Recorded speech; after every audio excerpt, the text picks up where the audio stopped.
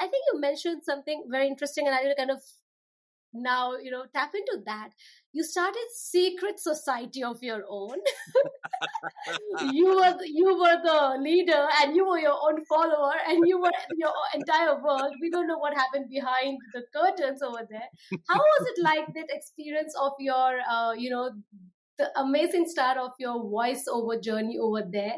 If you could take us through that, what did you learn, or what did you fail at that really helped you grow from there? I love that. Look, if I ever write a biography for whatever reason, I think it's going to be called The Secret Society of Nathan.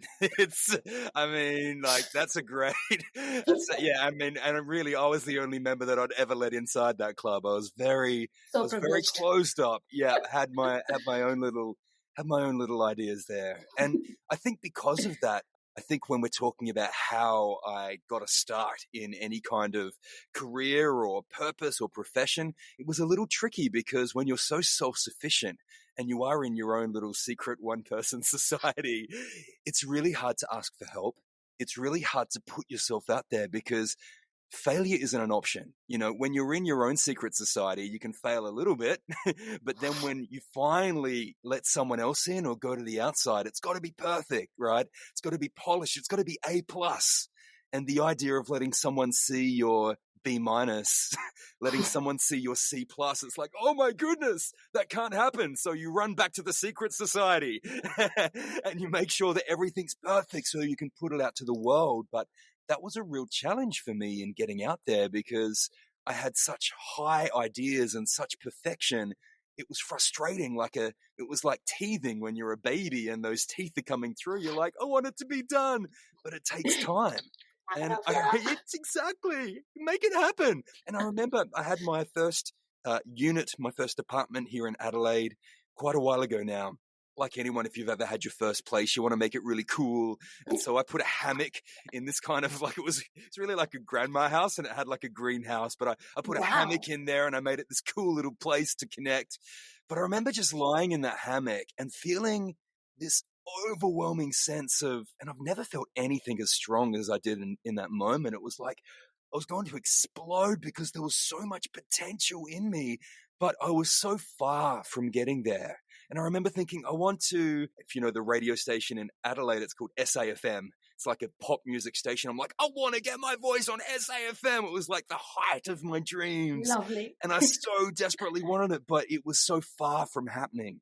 And so it was really interesting to have that longing and that frustration, knowing that my dreams are bigger than reality is allowing for at this moment. But what I can say is that I think over time I learned to let my C+, my B-, even my C-, get out in public and take those little daily baby steps to be, as I've heard it said before, to be perfectly imperfect, right? To be able to fail a few times and put yourself out there. And in the end, I let go of my dreams of SAFM and I went to just a community station. It was called, and I think it's still going, Life FM.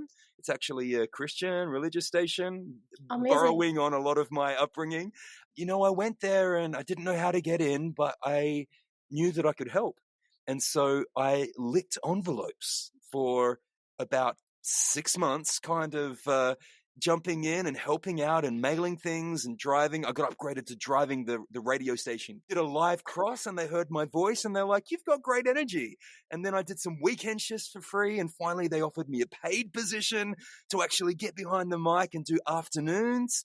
And then I used to do some of the station sponsor reads on the station because they didn't have any money for voiceovers. And I did one for Northeast Mitsubishi in Adelaide at your Mitsubishi Diamond dealer now. And the agency that had the account for Mitsubishi was in South Australia at the time.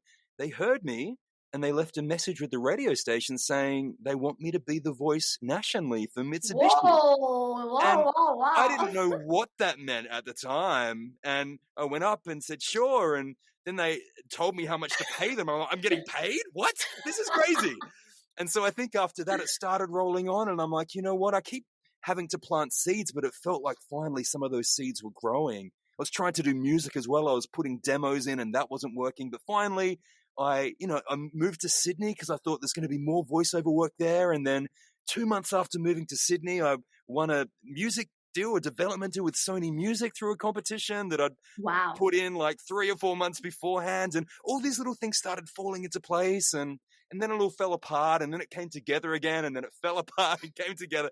But really, it's just been this journey of finally realizing that the secret society of Nathan is lovely, but no one can live in a closet, right? No one can live in isolation.